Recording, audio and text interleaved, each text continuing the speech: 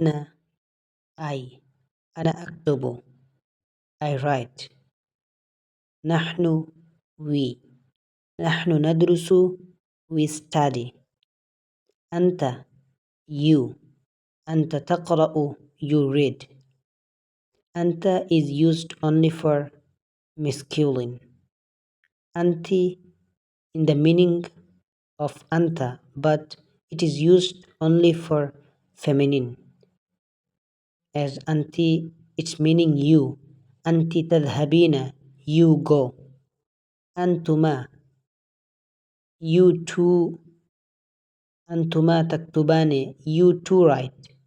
Antuma is used for both, for feminine as well as for masculine. Antum, you all. Antum tajlisuna, you all sit. Antum is used for masculine only. Antunna, you all.